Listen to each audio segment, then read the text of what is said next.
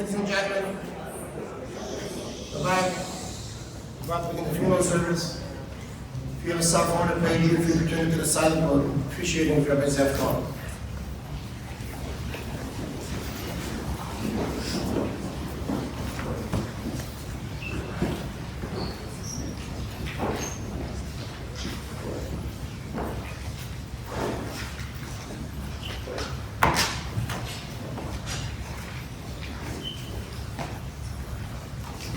The rabbi has the opportunity to speak at many different events. Every Shabbos is referred to as a drasha. There are shurim, there are classes, there are simchas. The most difficult thing I find to speak at is a hesped, a eulogy. It's interesting. Checked it up this morning. The Hebrew word hesped and the word eulogy are both translated the same way, expressing value after someone dies. The Shulchan Aruch discusses no laws regarding how a person has to speak, except when it comes to a eulogy. There's several laws about what a person should say, should not say. So I'd like to begin with the following. Several thousand years ago, a mother and father gave birth to twin boys. And when the twins were born, there were great people there at the birth. And they discussed immediately the attributes of the boys.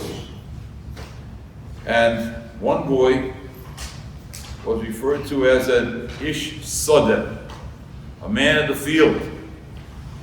Maybe translated today as a man of the world, an ish sadeh. The second one was called Yoshev Ohalim. Yoshev Ohalim was a person who sat in the tent and did not go out to the field. Yoshev Ohalim. These two boys obviously were Esav and Yaakov. Esav and Yaakov. Afterwards, there was a fight between these two brothers. And then there was a different description. Their father then described them as Yodayim Yidei Esav, the hands, or the hands of Esav. And further description was Al-Cha B'cha Tichya. Esav chose a life where he would live with the power of his hands and the power of the sword. Yaakov was then described as Akol Kol Yaakov. The Kol meaning the voice. The voice of Yaakov, which eventually became the voice of Klal Yisrael, the voice of the Jewish nation. We, the Jewish nation, have a secret weapon. We have an incredible secret weapon. The weapon is our ability to talk to God. Kol Yaakov. That's our weapon. And that's what has given us the ability to survive. Nothing else. Not our brains, and not our acumen.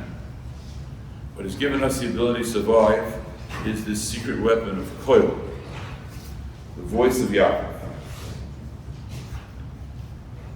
I would like to speak this morning, obviously, not as a member of the biological family.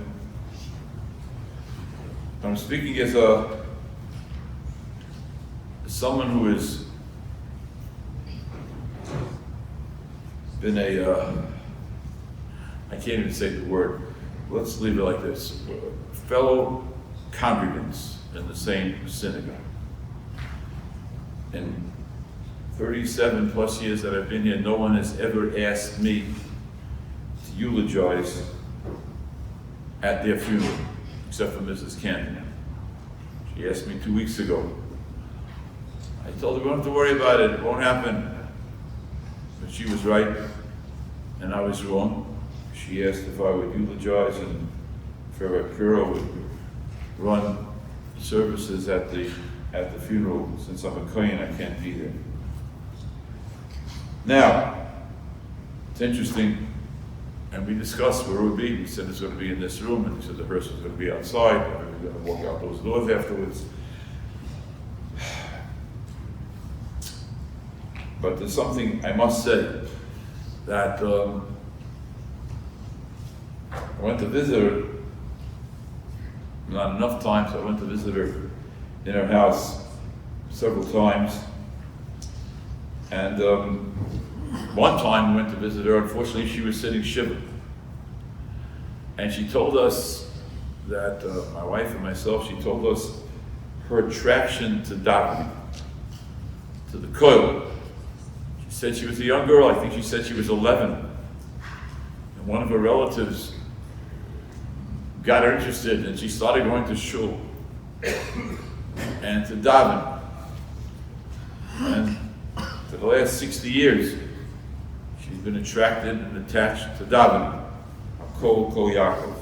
If I'm not mistaken, I think she said she even went to the Rosh Hashanah, which was really Adash Yeshur and Anshe Knesset Yisrael, which is really kind of where we are.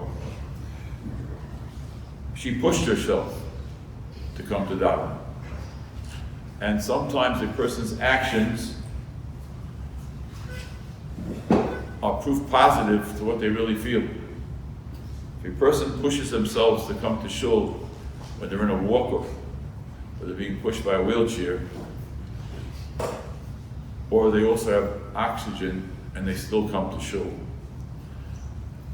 that's proof positive, retroactively, how much it really meant to them. She pushed. She had tremendous nachas,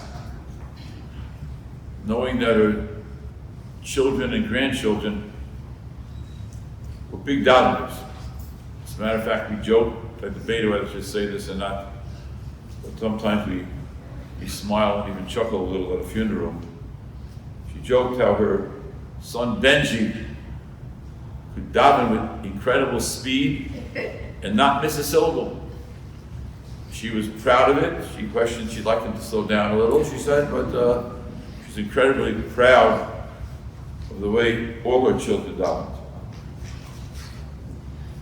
Now, no one knows anything in this world. Like a lot of people like to think that they know what's going on in the world, but no one knows what's going on. Anybody who's alive and is thinking, a thinking person nowadays, there's no way in the world you can attest that you know what's going on.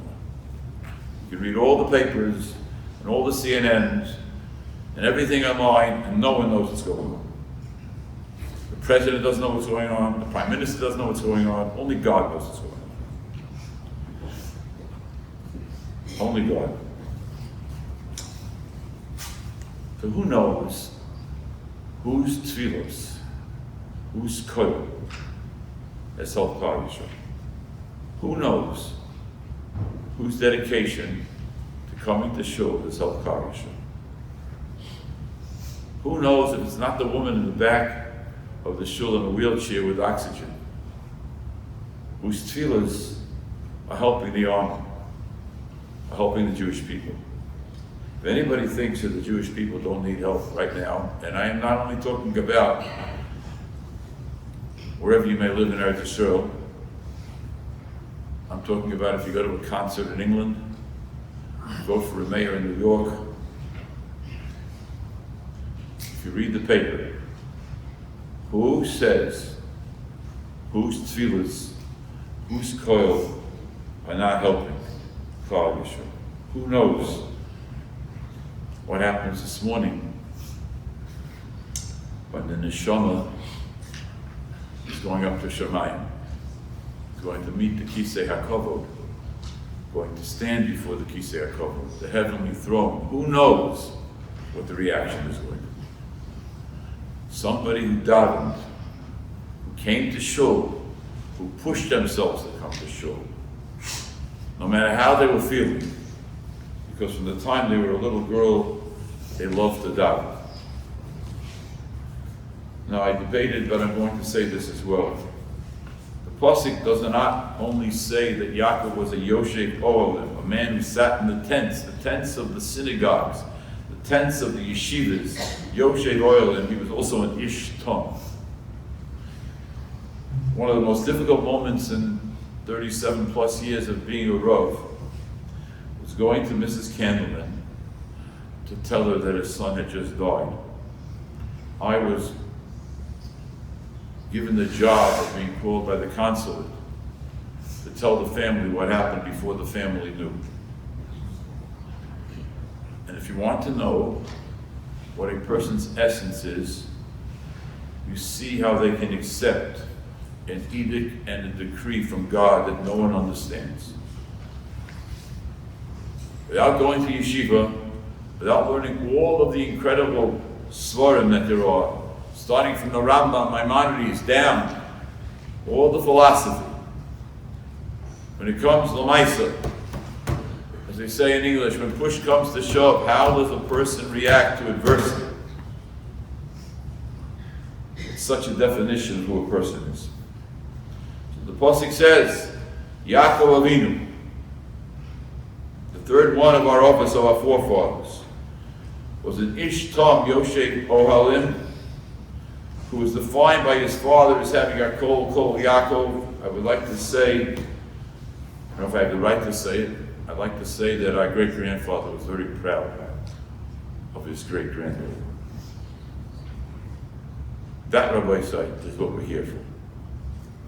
Eulogy means saying things of value after a person dies, not saying exaggerations, and not saying formalities. It's about the truth of why we're in this world. We're in this world to connect to God. Mrs. Kandelman personified someone who wanted to connect to God. And her connection was real. It was real, it was sincere. And no one knows how much her connection protected us. Protected us. I hope I did what she asked me to do. I hope so.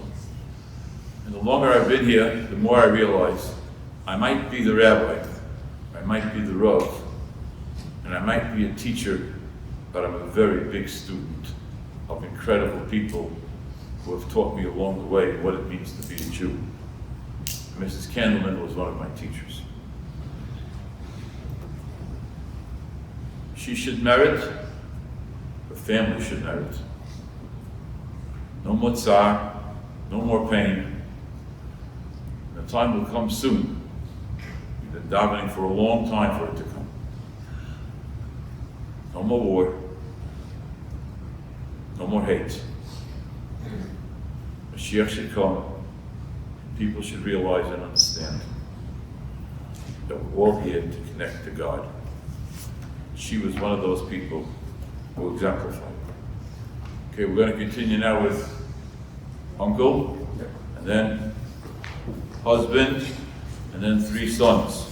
Should all be zocheh to Hatzlacha, please.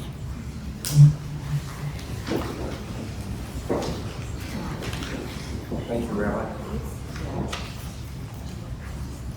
My name is Howard Pizer.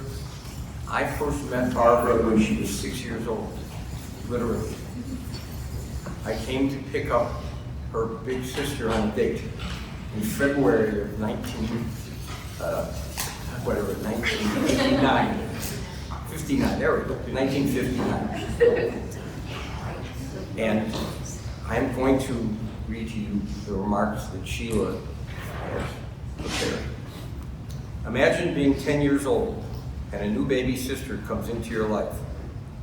None of your friends have such a treasure, so everyone wants to come see this wonder. Both Maxine and I have vivid memories of Barbara sitting in her high chair, arms and legs waving in pure joy, with all the intention and love showered on her with her sparkling blue eyes and soft brown curls.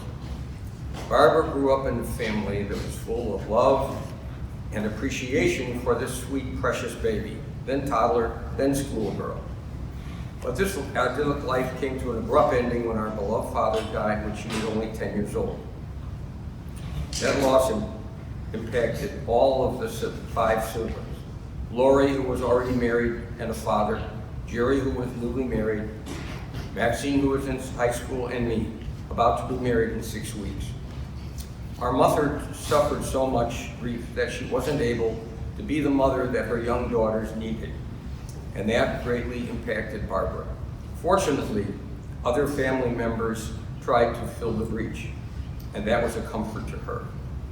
Her marriage to Robert produced 4 outstanding sons, and we've shared that joy they brought to them.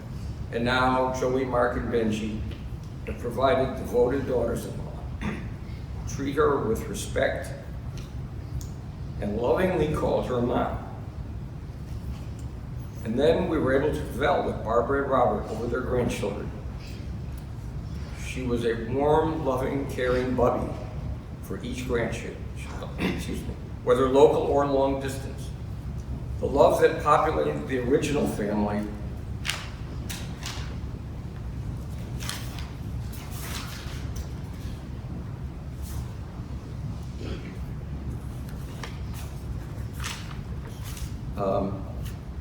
was recreated for children and grandchildren. Barbara was also a woman of faith and determination, 2 qualities that helped her fight the vicious cancer that invaded her body. She didn't complain and quietly followed every instruction the doctors prescribed. That courage resulted in the amazing 3.5 years that she lived after hearing the diagnosis. She was a woman of valor, intelligence, loyalty, and strength, qualities that were based on the foundation of love that she experienced in her childhood.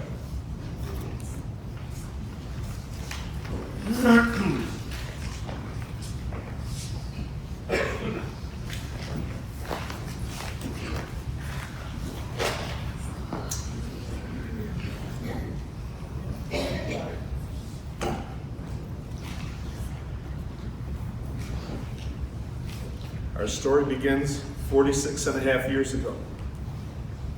Just after Thanksgiving, when I first laid eyes on Barbara, I said, I have to have a date with that girl. I called her the following week, and her roommate said she wasn't home. I tried again later and got the same answer. I said to myself, she's ducking me, this isn't gonna happen. I tried once more and she answered. I invited her to go with me to a play at the Blackstone Theater. In order to impress her with my knowledge of culture, I quoted from a reviewer about the play. I had no idea who this reviewer was or why his opinion would be significant, but my ruse worked. She agreed to go out with me. I probably spent more time looking at Barbara than I did watching the play. The first year we were dating, Chicago had the worst snowstorm in history, even dwarfing the prior record-setting 1967 snowstorm. Barbara was able to get her car out of the snow, but the car kept stalling. That was before there were cell phones. When she was able to call me, I would find a way to get to her and rescue her.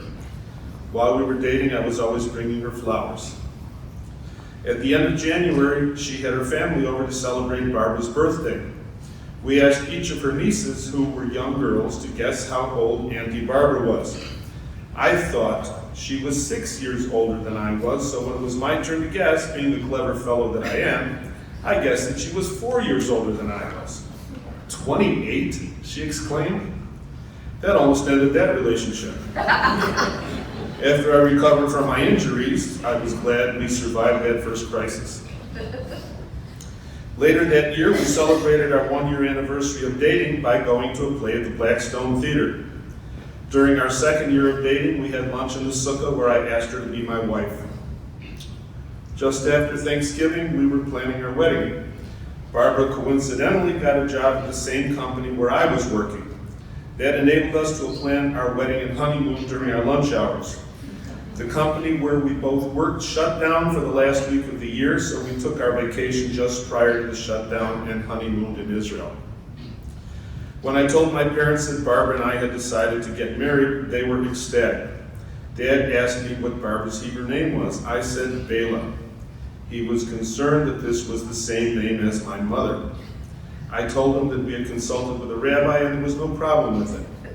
Ironically, when our wedding invitations were printed, they had misspelled my father's Hebrew name.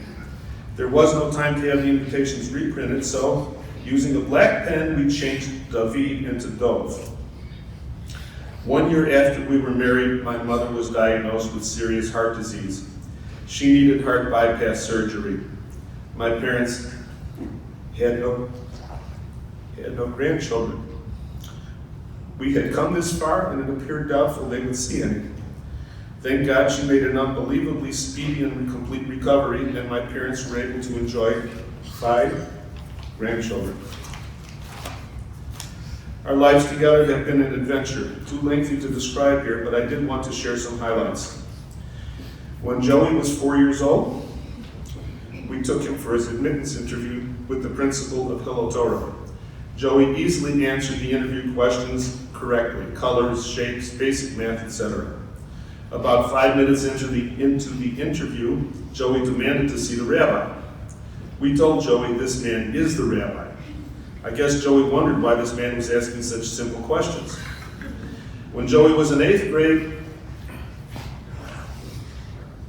Hillel Torah held a contest to create a new slogan for Hillel Torah. Joey's slogan was chosen as the winner, and the official slogan became "Building on our past in preparation for our future." When Mark was in 2nd grade, his teacher was talking to the class about the unfolding Desert Shield conflict. Mark related facts to the class about the conflict that he learned from some of our family discussions. He told them that Iraq had invaded Kuwait to erase Iraq's oil debt. He related that first Saddam Hussein said he wasn't invading Kuwait, then he invaded and said he wouldn't stay, and then he said he wouldn't leave. That Hussein took Americans as hostages and imperiled them by imprisoning them at military targets. That the Iraqi army committed atrocities that had no military value, just to be malicious. When I asked Mark if anyone else in his 2nd grade knew any of these things, he said that one other 2nd grader knew that 10 years earlier the Israeli Air Force destroyed the Iraqi nuclear reactor. But that kid said that Israel used F-15s, and Mark corrected him, saying that Israel also used F-16s, and that the Israelis got the F-16s when Iran took Americans as hostage. The USA wouldn't sell the F-16s to Iran, and in the words of our 2nd grader, until they unhostage our people. So the Israelis bought the F-16s and used them to destroy the Iraqi reactor. When Mark was about 10 years old, the company that I worked for held an employee appreciation picnic. One of the activities was a dunk tank, where different managers took turns in the tank. I bought Mark 10 balls to throw at the dunk tank. Well, the finance manager had just started his turn in the tank. Mark dunked him 10 out of 10 times. When Mark had exhausted his ammo, some lady who probably worked for this manager bought Mark another 10 balls and said, "Don't stop now, keep shooting." Mark then dunked the poor guy another 10 times. When Benji was old enough to read, he excelled at it in both English and Hebrew. When he was in 2nd grade, Barbara took him to the library. He borrowed 30 books. When I asked why he borrowed 30 books from the library, he said, "Because they wouldn't let me take out anymore." Sure enough, Benji read each and every one of them and returned them by the due date. Post-high school, each of the boys spent 1 year studying in Israel. When Benji came back to Chicago, he said that he wanted to go back to Israel for Shana Bet, a 2nd year in yeshiva. He got a scholarship to the yeshiva that he had been attending, so he arranged to suspend his admittance to the university and went back to Israel for another half year. He then returned to Chicago and completed his study at the university in 3.5 years. He graduated cum laude.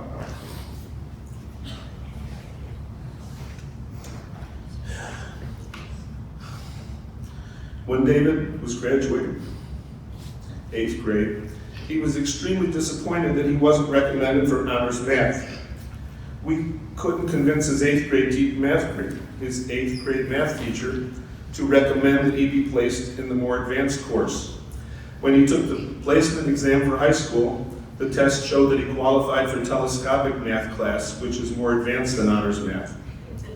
He excelled in math, and on one occasion solved an equation that the teacher was writing on the board before the equation was completely written. When he was in high school, David was having difficulty with his Hebrew language skills. We got him some tutoring, but he still didn't feel comfortable with his skills. He enlisted when he enlisted in the IDF, he tried to get into a Hebrew language course, but they rejected him, saying that his skills were too good. When he was in basic training, they had an exercise where each soldier had to give a talk in Hebrew on the topic of his choosing. Since this was the end of November, David chose the topic of Thanksgiving. He called us and told us how proud he was that he was able to lead this discussion entirely in Hebrew. Then there was the time when I was driving and my car was rammed in the driver's door by a speeding police car, propelling my car across the street and into a used car lot. My car hit a display stand that had a car on top of it. That car toppled over onto another car. This one crash destroyed 4 cars. After my ambulance ride to the hospital, I called Barbara from the hospital emergency room and asked her to pick me up. She asked what had happened. Not wanting to upset her, I told her I had a fender bender. My car was in fact destroyed. Over the course of time and after birthing 4 babies, Barbara had put on some weight. At a routine physical exam in 2017, her doctor told her she was borderline diabetic. She was determined not to let this terrible disease get the best of her. She joined a weight loss program and stuck with it. Over the course of the next 6 months, she lost 70 pounds. Through her commitment and self-discipline, she improved her health so that she was no longer borderline diabetic, and she kept the weight off. When Barbara and I got married, we began our life's journey together. We faced challenges. The biggest of them was the tragic loss of our youngest son, David, while he was serving as a soldier in the Israel Defense Forces. We overcame our challenges because we had each other. It is said that you don't know what you have until it's gone. That didn't apply to us. We always appreciated each other. I would thank her for making meals. She would thank me for mowing the lawn or clearing the snow. During our years together, we slept apart 29 times. 12 of them were for childbirth. Each day I looked forward to coming home to tell her about my day and hear about hers. We were totally devoted to each other and to each of our sons. Since the loss of our son David, we had visited his grave in Israel every year, with the exception of the COVID lockdown years. When the lockdown was lifted, we made plans to visit David's grave. Barbara had a persistent cough. Initially, it didn't seem significant. When initial treatment didn't work, we did further testing. The diagnosis was devastating. Cancer, stage 4.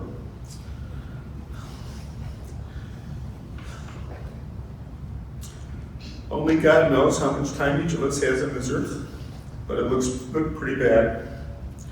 We had a decision to make: cancel our trip to Israel or postpone her treatment until we return.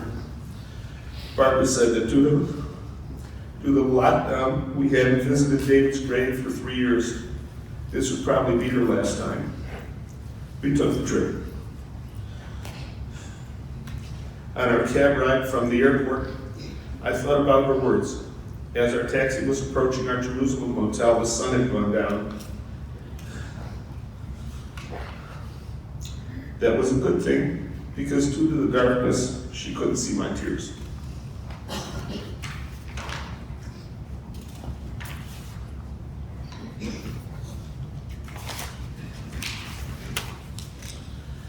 While we were in Israel, our sons arranged for us to visit with and get brachos from 4 great rabbis in Bnei Brak.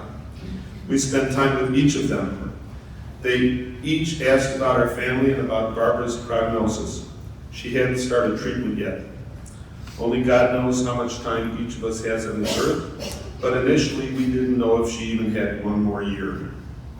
Since her initial diagnosis, we had 3 more years together. She was zocha to see the birth of 3 additional grandchildren.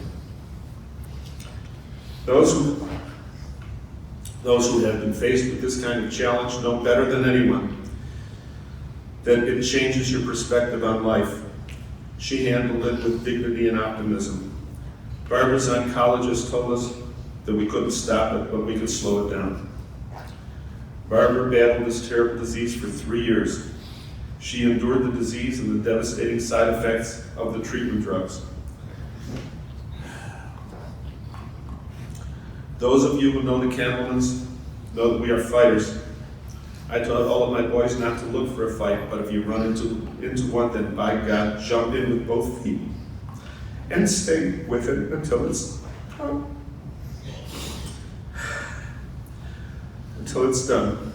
Barbara didn't ask for this fight. From the time of her devastating diagnosis until the end, she fought with courage and determination until there was nothing left. She turned a 1-year death sentence into 3 years of quality life with our family. As her cancer progressed, Barbara wanted to make plans for her funeral. I put this off for as long as possible, preferring instead to focus on our remaining time together. Eventually, we would have to make some decisions. Barbara loved going to Shoal. When the cancer had metastasized in her lungs, prevented her from walking to Shoal, I would push her to and from Shoal in her wheelchair, eventually bringing her portable oxygen concentrator to enable her to breathe despite the advancing tumors. She loved the Dasi Shurim, the rabbi, the congregation, and everything about it. At last count, we were told there were 30 three-generation families associated with this Shoal. Our family is actually 4 generations. Barbara's aunt, Ethel Lavin, founded Anshe Knesset Israel on the south side. Barbara's mother, Ann, used to attend the Rosh Hashanah as a girl on the west side. The Rosh Hashanah merged with Anshe Knesset Israel on the south side and eventually moved up north. First to the building across the street and eventually to this building. Even though it is painful to part with our beloved Barbara, it seemed most appropriate to have her last moments with us in the shul that we chose to attend when we bought our house. Our daughter-in-law, Yolanda, once asked Barbara what Barbara's parents did that merited them to have religious grandchildren. Barbara thought for a moment and then said that when her Uncle Sal was on his deathbed, he said to Barbara's father, "Joe, when I'm gone, I want you to take my tefillin and put them on every day." Her father, Joe Graff, for whom our oldest son is named, did what his brother requested of him. As it says in Pirkei Avot, Hazorim b'dima barina yitzoru, those who sow in tears reap in joy. This not-so-small step resulted in a huge return. When she was first diagnosed, we were advised to use our final time together to do something special, something that we always wanted to do. For us, that meant living our lives as we always have, enjoying the life we built together. In the winter of 1953, a pretty girl with blue eyes and dimples.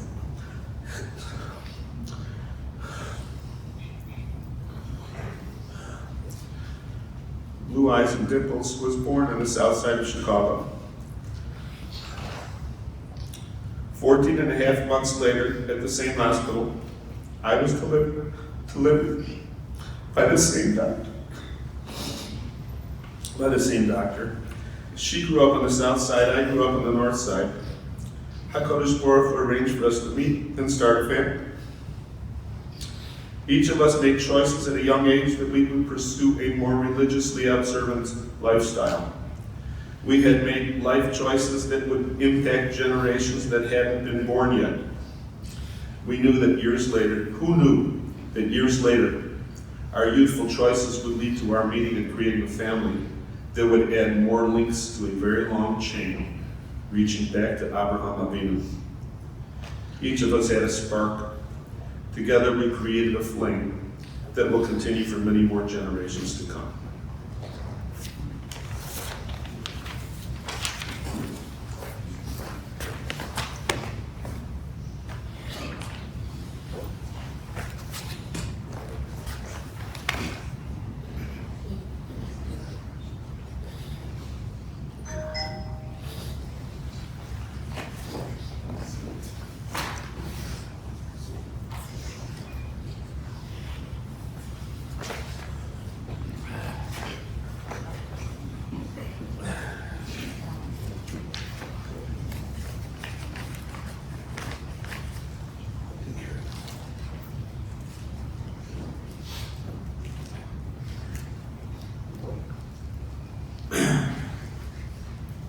mom was diagnosed with cancer over 3 years ago, in April 2022.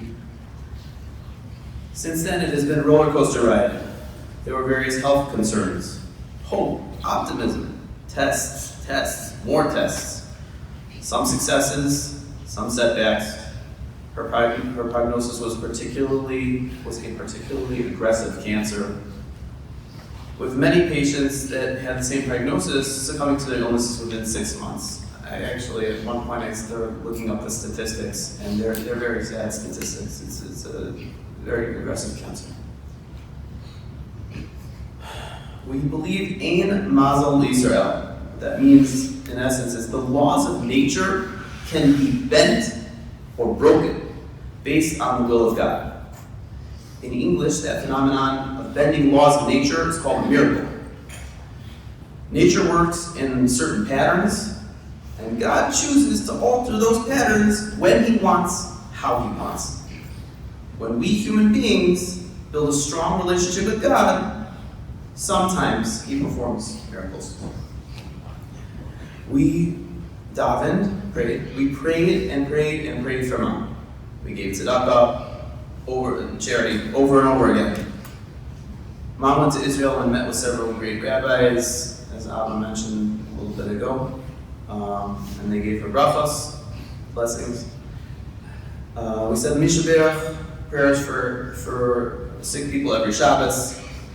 We mentioned her in our daily tefillos, prayers. Whatever we could do to ask Hashem for more health and more life, we did.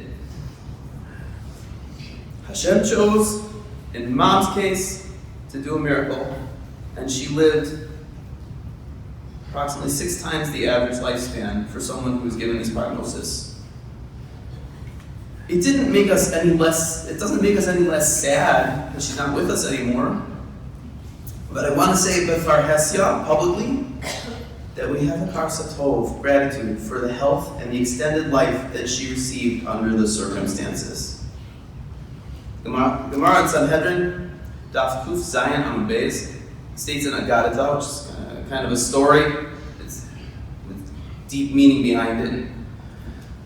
Until the time of Abraham, there was no visible sign of old age. People used to confuse Abraham with his son Yitzchak because they looked identical.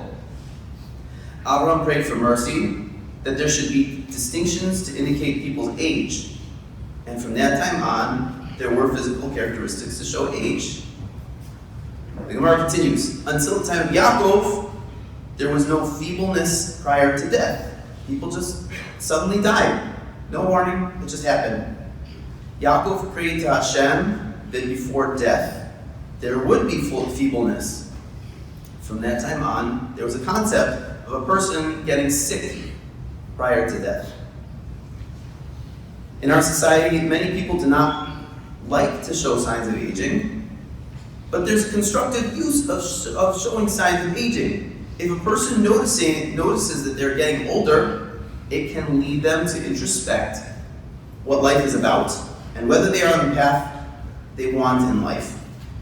In our society, I would posit that nobody wants to get sick prior to death, but getting sick is also a gift from Hashem. It's difficult, it's unpleasant, expensive, physically and emotionally draining. However, it allows the opportunity for someone to introspect and examine themselves and think about what am I doing with this life? What can I do to get on the path or refine myself if I'm already on the path, refine myself to make the world a better place? It can also have an impact on the people around them. From the time Mom got her prognosis, my family and Mark's family, we both live out of town, as most of you know. My family and Mark's family came from the East Coast to visit my parents over and over and over again. We came for another Hanukkah, another Pesach, another long weekend. Travel can be a big challenge at times, especially when little kids are involved, but it is a labor of love. In that time, Benji's family, who are local, was able to do more chesed, kindness, and more chesed, and more chesed, and more chesed. How else can they help? Is it something medical? Is it something to make their lives easier? Something with logistics? Is it just being present and spending time with mom? I'm proud of the family, and it's not just myself and my brothers, the entire extended family. I'm proud of the entire extended family rallying around mom and helping any way that they could. In nearly, I counted as 3.5 years, it was April and now July, but 3 years, 3.5 years. In that amount of time, our family experienced more laughter, took more pictures, lived more family experiences. We had more hugs and more kisses and more I love yous. Baruch Hashem, thank God. Although this illness was so challenging in so many ways, we found ways to use this illness to spend more time together and used it to strengthen our emunah, our faith. We used this illness to strengthen our tefillas, prayers. It was both a challenge and an opportunity for growth. With this, I will end. Yesterday, mom's neshama, soul, returned to its maker. There are no new pictures together, no more laughter together. There's no more hugging, no more kissing, no more conversations with her, no more watching the grandchildren grow up. It's only been one day, and we miss you already. You have given us so much over the years: education, Torah values, midos, which means character traits, the wisdom from your life experience, a sense of self-worth, a sense of pride in who we are and where we come from, and a sense of love of family. Today, our tefillos shift from Somech Hashem l'chol hanoflim, Zokef l'chol hakfufim. Hashem supports all the fallen ones and the straightened ones, and straightens all the bent. That was the tefillah up until yesterday. And now the focus is Tzadik Hashem b'chol drachav, Chasid b'chol ma'asav. Hashem is righteous in all of his ways and magnanimous in all of his deeds. We used to ask Hashem to support the fallen and straighten the bent. Now we humbly accept Hashem's judgment. He's much smarter than us. He loves all of us. And he wants what's best for us. Hashem determined that this is what's best at this time, even if we can't understand it. We love you, Mom.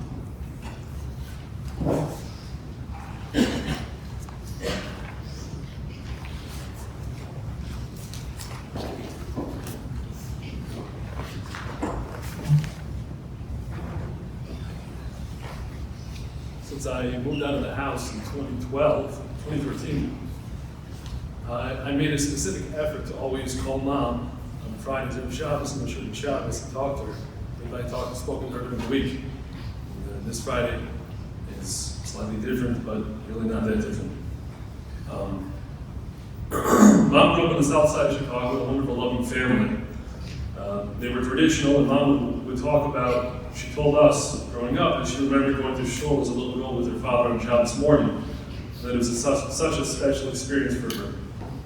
When her father, Zayjo, passed away when she was 10 years old, Bubby Ann raised her as a single mother in Chicago. They moved from neighborhood to neighborhood as the times changed, and Mom went from one public school to another public school. Mom went to Sunday school until she was 12 years old, and that was pretty much the extent of her Jewish education. As Alba mentioned, Mom used to relate to us what motivated her and what had such a profound effect on her that led her down this path of Yiddishkeit. And she said that it was seeing her father put on tefillin. She would relate that before Uncle Sal passed away, he implored Zayda Joe to start putting on tefillin every day. When I was thinking about this story, I thought to myself, Zayda Joe started putting on tefillin, but he did it at home. He probably didn't go to shul. That's how Mom saw it. And Zayda Joe had a very busy schedule. He worked the graveyard shift at one point. He was always in the hoop. He probably put it on for a few minutes in the morning going to work. Now, Mom didn't do the mitzvah tefillin. She probably didn't understand the mitzvah tefillin. She only saw someone else doing the mitzvah tefillin, and she saw this when she was a little girl. But this mitzvah she credits that years later, decades later, changed her life, and changed her children's life, and her grandchildren's life, the Dor Doros. Rebbe says in Pirkei Avos, "Havizar b'mitzvah kala kechamura, ki b'chamura she'en ata yodea masan sfaram shel mitzvahs." Maybe the Mishnah is saying that even a mitzvah performed lightly can be as impactful as a major mitzvah because you don't know the outcome of the mitzvah. Rabbi Eitan Feiner said that the word aim, mother, is a gematria 41. Mem is 40, Aleph is 1. We know that in halacha, Vlad gains its status only after 40 days. So a mother becomes an aim on day 41. Thus, aim is gematria 41. Then when a mother gives birth, she has a ben. A ben is Beis Nun. The Beis follows the Aleph, the Nun follows the Mem. And naturally, a ben is a continuation of his mother. Mom lives for her children. She would put us ahead of herself and always wanted to do the best for us. In the 1980s, my parents were looking for a house. They discussed all the details of house hunting, from the grass, the number of bedrooms. And when the idea of moving to the suburbs came up, where they can have a little bit bigger of a house, Mom was adamant about not making a move out there. She felt that there was not an established Jewish community, and she only wanted to raise her children in a strong Jewish community. Mom loved everything about shul. She had so much nachas from all of us, especially when any of us would lead the davening or lane. It was like a bar mitzvah every single week.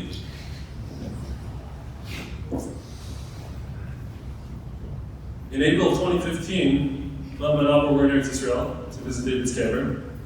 And at that time, Mom was working at IDT. And she had experienced many great Gedolim, Rosh Yeshiva, coming to IDT. And so, while she was at Har Herzl, she saw Rav Amar, the chief rabbi of Israel, walking by. Mom ran after Rav Amar. Mom always implored us to get brachas. She knew the value of bracha. She ran to Rav Amar, and Rav Amar doesn't really speak English, and Mom doesn't really speak Hebrew, but somehow she was able to bring someone over to translate, and she asked for a bracha. At that time, Alana was on bed rest. She asked for a bracha that she should have a healthy delivery. And afterwards, Rav Amar said, "Do you have anything else?" And my mom said, "Yeah, Joey and Stephanie, they don't have any children yet." So he gave them a bracha. And said, "Do you have anything else?" She said, "Yeah, Mark doesn't have any children." He gave me a bracha. This was in April of 2015. Baruch Hashem, Alana recovered and had a beautiful, healthy baby in June. And 9 months later, in January, Joey and Stephanie had their first son, William, and I had Asher.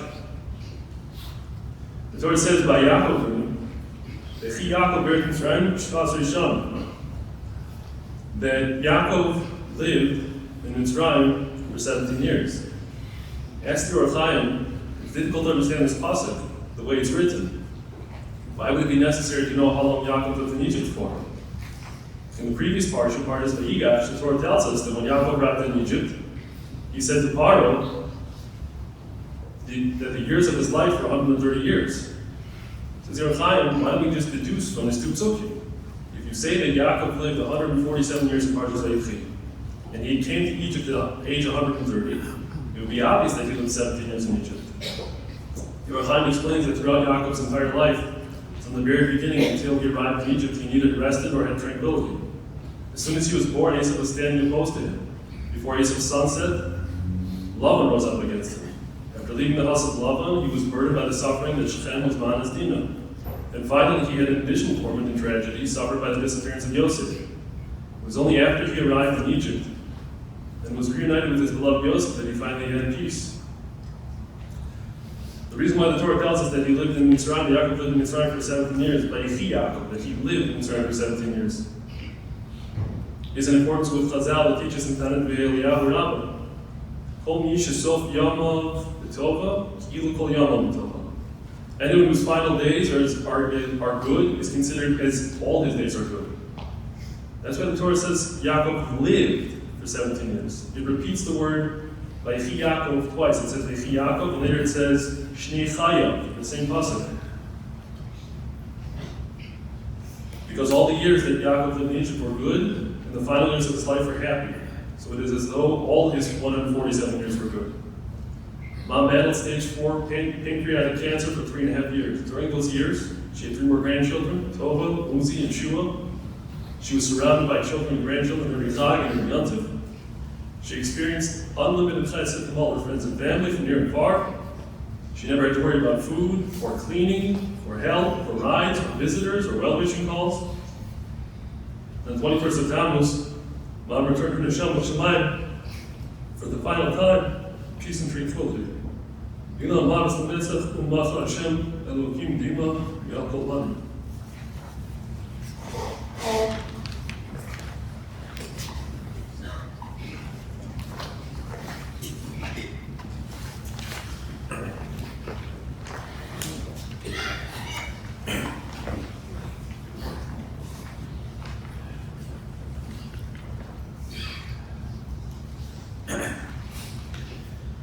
There's a Gemara in Brachos, Daf Samach Aleph Amud Beis, that extrapolates a pasuk we say at least twice every day.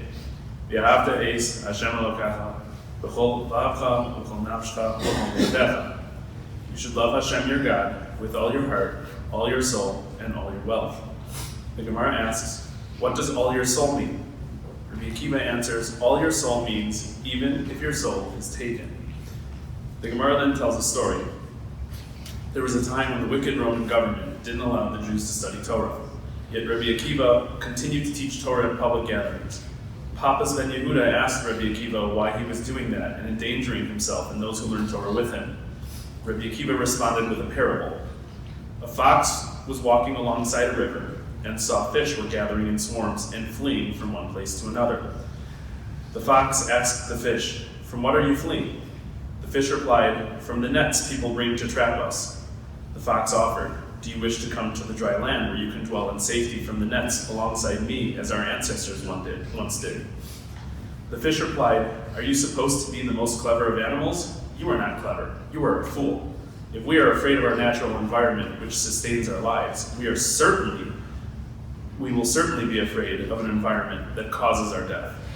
So too, says Rabbi Akiva, if now we sit in Torah study, of which it says, "Kihem chayinu v'yorach yemenu," for Torah is your life and the strength and the length of your days. This is our dangerous situation. If we neglect Torah, how much worse off will we be? Mom never forsook the Torah after getting her horrific diagnosis. She strengthened her faith in Hashem, and I'm sure was rewarded with lengthened days, outliving the odds of survival by several years. Mom's Hebrew education wasn't extensive. She went to public school and Hebrew school on the weekends. Her love for Hashem came through her time spent in shul. Davening penetrated her soul deeply, and she made shul and davening a central part of her life, even until the end. When she was healthy, bad weather would keep many women from going to shul, but not Mom. She saw it as her way of connecting to God, and it rejuvenated her for the week. Even after she was diagnosed, week after week, she wouldn't stop going to shul. When she became too weak to walk, she would get pushed to shul in her wheelchair. When it became hard for her to breathe, she would still come with her oxygen. Eventually, the travel to shul became too much for her. She would have a neighbor, Sonny, come sit with her at home, while my father was then able to attend shul. One Shabbos afternoon, I came to visit her, and I asked how Sonny was. She said, "I don't really know. I was davening or sleeping the whole time she was here." That was more than 2 hours. Davening was so essential. When she got sick, she didn't miss a day of tefillah. Late one morning, I called and she didn't answer. I waited a little bit and I didn't hear back. I was nervous, so I went over to see if she was okay. She was davening, and she was in Shemona Esrei, so she couldn't answer the phone. Mom inspired me to become a shul person, going to shul 3 times a week and becoming an active participant in the davening and in shul. Mom taught me different tunes for Lechadodi and Hallel before I was old enough to sit in shul. For many years, I sat next to Mom, and she taught me how to daven. Mom shept so much nachas from seeing myself and my children in shul and participating in the davening. Every time I would lane or daven for the Amud on Shabbos or Yontif, she would treat it like my bar mitzvah. She would go out of her way to come and hear me, even if I was doing it for the early minyan. She would encourage everyone in the family to come. "Did you hear what Benji is doing in shul?" she would ask. "You should come too," she would tell everyone. Then afterwards, she was not shy to share her feedback to me. That was a little fast. I like that tune, but here's one I really like. When I began laning Megillas Esther on Purim, she would make sure to hear me lane every year. This past year, she needed a private laning. That enabled me to set 2 personal records. 1, I laned the most number of times I have ever laned in a single Purim. 2, I laned the slowest Esther I have ever done in my life.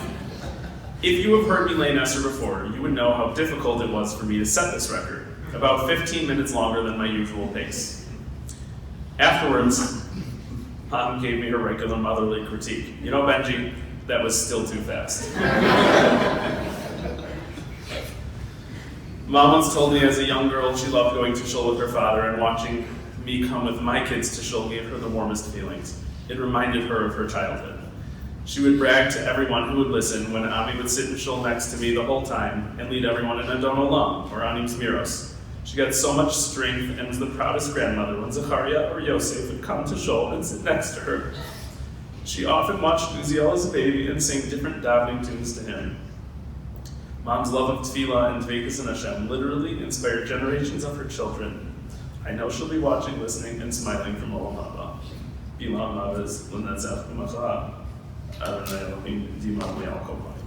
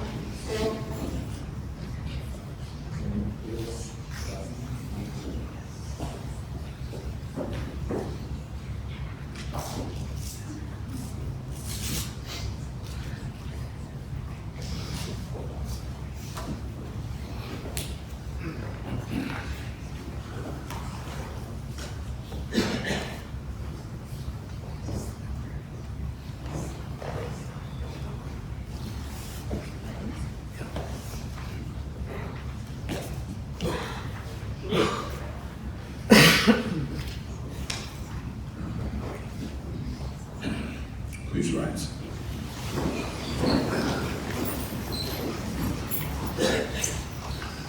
Eloi Rachamim Shochen B'Amromim Hamtzei Menucha Nechona Al Kanfei HaShechina B'ma'alos Kedoshim U'Tehorim Kezohar Horokia Mazirim Es Dishmas Be'lo Bas Yosef Shochol Olamot Bavur Shanachnu Nismalim B'Askaras Nishmoso